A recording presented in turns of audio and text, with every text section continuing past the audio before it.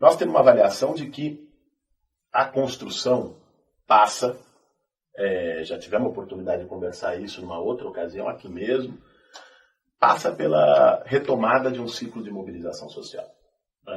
A construção de novas alternativas políticas, a esquerda está numa crise grande no Brasil, não pode ser subestimada.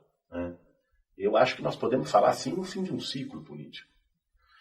E o fim desse ciclo implica a necessidade de nós sermos capazes de construir algo novo. Agora, este novo não surge apenas por deliberação, não surge a frio, não surge de um debate produtivo entre dirigentes e intelectuais. Passa por isso também, é claro, mas esse novo precisa surgir de um processo a quente, de luta, numa crescente de mobilização social. Nós entendemos que a tarefa que está colocada nesse momento, a principal tarefa é essa, é de fortalecer a mobilização social, retomar o trabalho de base, entendido, e é importante porque o trabalho de base às vezes gera polêmica, porque as pessoas veem ele de uma forma unilateral, como se o trabalho de base fosse conversão, um gesto de você ir, e não é isso. O trabalho de base é estar junto com as pessoas, é ter a capacidade de acolher as suas demandas, de ouvir as pessoas, enfim, tá junto com suas expectativas e construir processos coletivamente. Isso a esquerda brasileira, no último período, perdeu muito. E tem a ver, inclusive, com o declínio desse último ciclo. Então, no meu entendimento, evidentemente que as alternativas passam pela disputa da instituição. Acho que não vamos também demonizar o processo de disputa institucional e eleitoral. Seria hipócrita fazer isso. Agora, essa disputa sem lastro social, não estando baseada num caldo de mobilização, ela vai estar à mercê do mesmo tipo de acordo com as forças conservadoras e vai sofrer das mesmas fragilidades que nós pudemos observar nos governos petistas e foram decisivas para impor limites para ele. Mas vem cá, Guilherme. Você não acha que está faltando instrumento para gerar esse caldo de mobilização? Te dou um exemplo. Nós tivemos manifestações gigantescas, talvez com dezenas ou centenas de milhares de pessoas aqui contra o impeachment. Elas foram muito mais do que os partidos de esquerda, do que os próprios movimentos que estavam convocando. Toda, digamos assim, a galáxia que se vê não conforme com essa ordem estava lá. Mas passa as manifestações, as pessoas não têm o que fazer. Elas não são de sindicatos, elas não são de partidos, elas gostariam de lutar por direitos, elas podem, uma vez ou outra, ser convocadas, se sentir convocadas por uma manifestação. Mas elas não têm autonomia. Passou a manifestação, elas ou aderem ou não aderem. Mas que instrumento essas pessoas podem ter para construir política, para analisar a situação, para lutar, para programar elas mesmas lutas? Não, eu acho sim, Antônio, que nós temos um vácuo. Veja, nos últimos 30, 35 anos, o PT se construiu como força hegemônica da esquerda brasileira.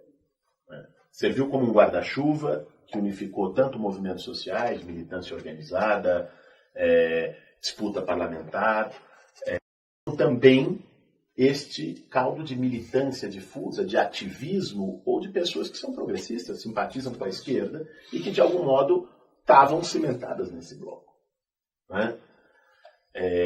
Esse guarda-chuva furou, por uma série de razões. As eleições municipais foram um sintoma disso, não foi aqui que o negócio ruiu. Por uma série de razões, esse guarda-chuva foi se quebrando, e, na minha opinião, o que se quebra com esse guarda-chuva é uma estratégia política, que é a estratégia de pacto.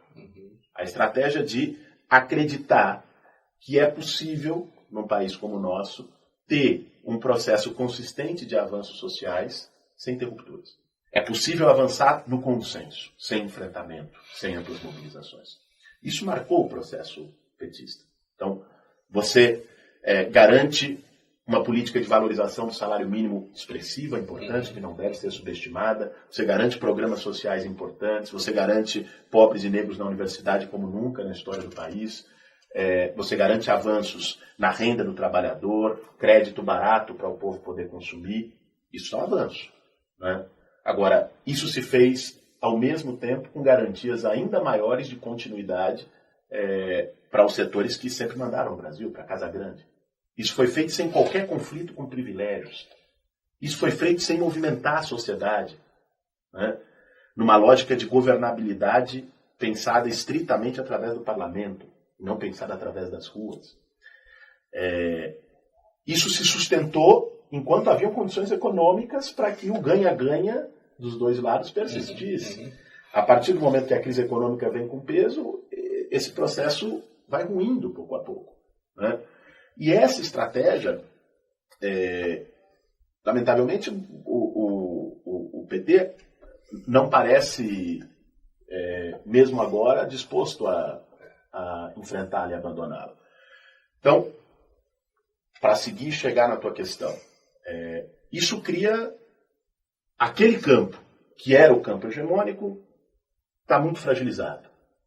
Surgiu coisas no lugar? Surgiram, mas nenhuma com condição de ocupar este mesmo espaço. Surgiu, por exemplo, no campo político partidário o PSOL, que é importante, né? Fez campanhas expressivas nas últimas eleições municipais, como a do Freixo, do Edmilson e outras mais. Tem uma bancada combativa, mas não tem capilaridade social para ocupar esse espaço ainda. Surge no campo da mobilização social a Frente Povo Sem Medo, como algo que não é exatamente o campo petista, que dialoga com esse campo, mas tenta construir algo novo, mas que também ainda não tem o tamanho para se colocar aí. Surgem vários movimentos mais horizontais, autonomistas, surgem outros secundaristas, a primavera feminista, uma série de movimentos, mas que, de fato, eu tenho a mesma compreensão que você, que falta uma referência que possa montar um novo guarda-chuva nesse processo.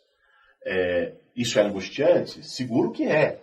Agora, nós não podemos botar carro na frente dos bois, né? A construção desse novo processo não é resultado automático e imediato do nosso reconhecimento de que ele falta, né? Ele precisa vir de um caldo maior de mobilização e de construção de uma estratégia política mais consistente desses setores. Mas você não acredita no espontaneísmo. Se você tivesse a ideia de que uma alternativa para o Brasil é alguma coisa como Podemos, quais seriam os passos? Como construir isso? Olha, para o Podemos ocorreu o 15M.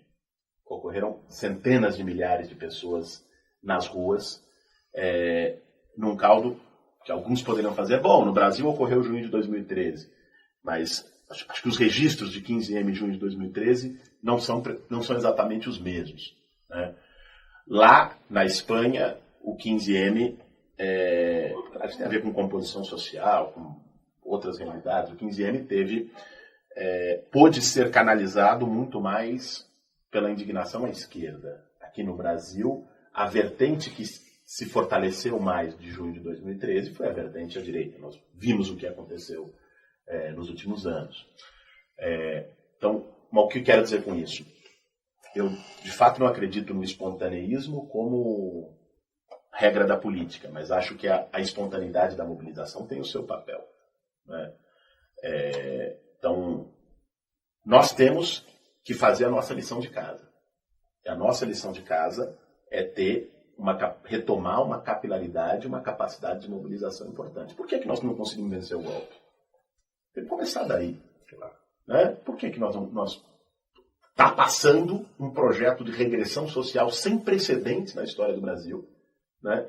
E a nossa resistência é insuficiente para barrá-lo? Por quê? Né? Porque a maior parte do povo brasileiro, né, a massa das periferias urbanas, os trabalhadores, não entraram em jogo. São grandes protagonistas da luta que não entraram em cena, nem no processo do golpe e ainda não entraram agora nesse ataque a direitos sociais, né?